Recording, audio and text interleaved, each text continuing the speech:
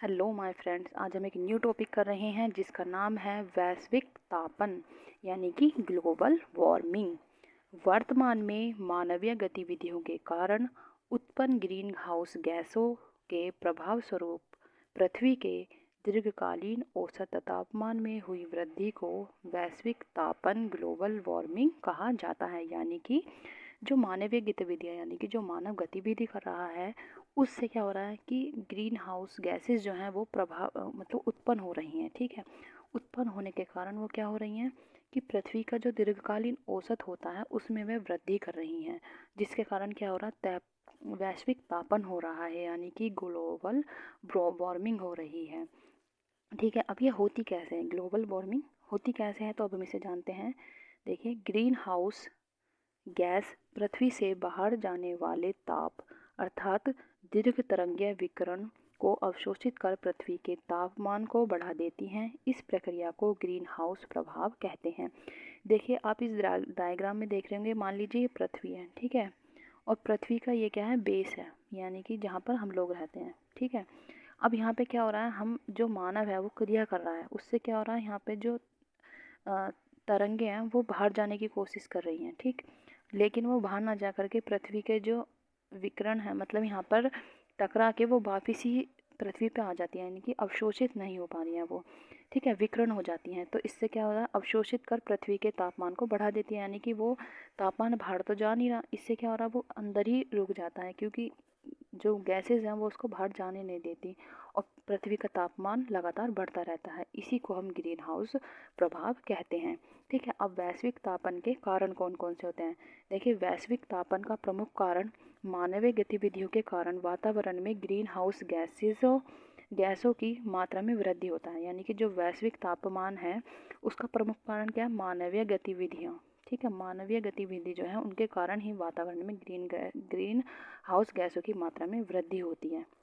ठीक है, जैसे ग्रीन हाउस गैसों के में प्रमुख रूप से कौन सी होती है, कार्बन डाइऑक्साइड होती है, मीथेन होती है, नाइट्स ऑक्साइड होती है, नाइट्रोजन हो, ठीक है, ओजोन होती है, क्लोरोफ्लोरोकार्बन होती है आदि इन्हें शामिल किया जाता है। अब जो किसी भी ग्रीन हाउस गैस का प्रभाव वातावरण में उसकी मात्रा में हुई वृद्धि, वातावरण में उसके रहने की अवधि और उसके द्वारा अवशोषित विकिरण के तरंग तरंग दैर्ध्य यानी कि वेव लेंथ ऑफ रेडिएशन पर निर्भर करता है।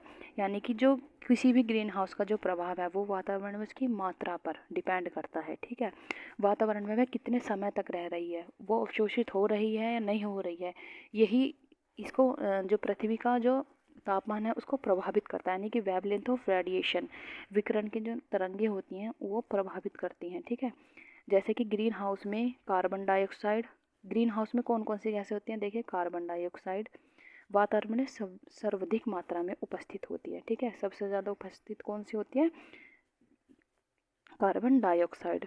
और ग्रीन गैसों का उत्सर्जन मुख्यतः कौन कौन करता है, देखिए, जीवाश्म ईंधनों के दहन से, जब हम जीवाश्म ईंधन होता है उसको जलाते हैं, ठीक है, और उद्योगों से, मोटर से, वाहनों से, धान के जो खेत होते हैं, पशुओं की चराई से, रेफ्रिजरेटर से, एयर कंडीशनर आदि से होता है, क्या होता है, CO2 यानी कार्बन डाइऑक्साइड सबसे ज़्यादा मात्रा में इनसे निकलती है। हालांकि वातावरण में सर्वाधिक मात्रा में क्या पाया जाता है, सबसे ज़्यादा पाई जाने वाली गैस है नाइट्रोजन, ऑक्सीजन और ऑर्गन।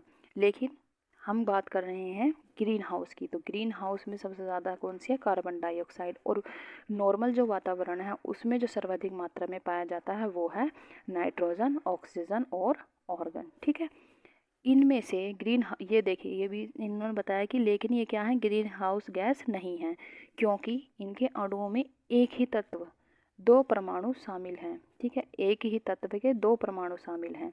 जैसे नाइट्रोजन में एक तत्व है, इसके दो परमाणु हैं। ठीक है, ऑक्सीजन में एक इसका जो है अणु अणु है और दो परमाणु हैं।